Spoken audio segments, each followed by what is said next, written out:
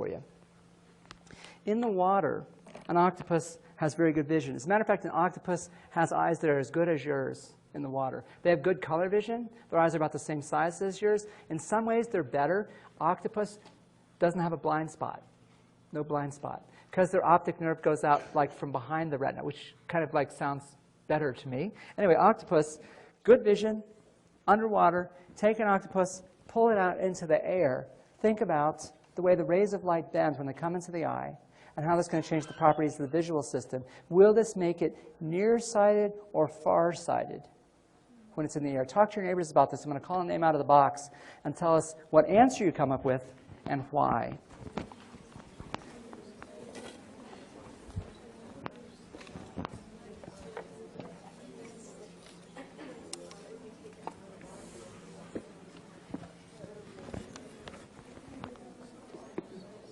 What do you think, Courtney?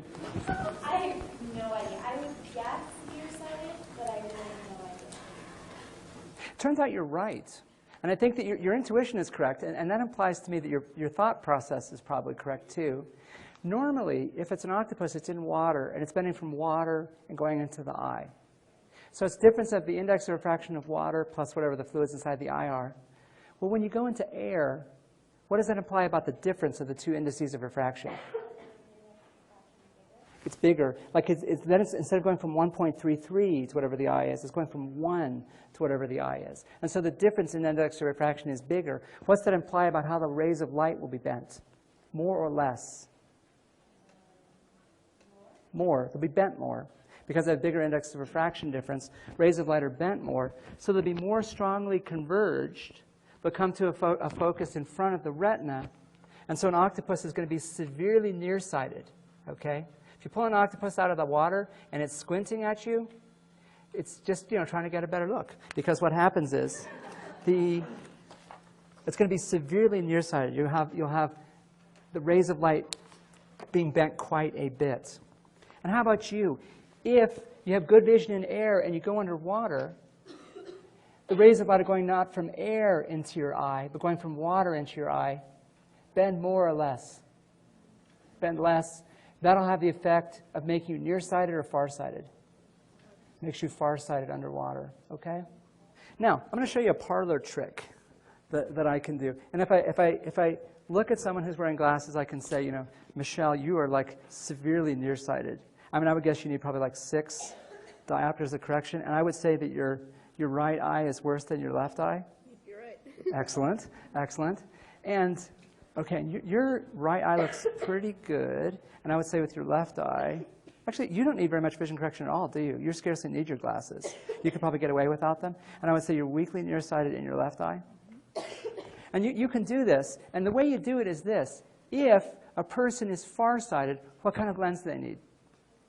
A converging lens. If a person is nearsighted, what kind of lens do they need? Diverging. If there's a converging lens in front of your face, it's a magnifying glass. It's a magnifying glass. And since it's a magnifying glass, it makes things appear larger. Oh, yeah. And so you get a magnification. It'll do that for your eye, too. You have a converging lens in front of your eye is going to look bigger. Your eye will look bigger. And particularly if you look at the side of someone's head. If you have a diverging lens, things will look smaller. So if you're looking at someone's face through converging lenses, it's bigger. And typically what I like to do is this. Follow the line of someone's face down the side. Coming down straight, all of a sudden it kind of like bulges out and then comes in like that. That tells you it's a converging lens. Looking through it magnifies it. Okay? My grandmother had cataract surgery before she was old enough and the technology wasn't that advanced. They didn't replace her lens. This happened like in the 1970s.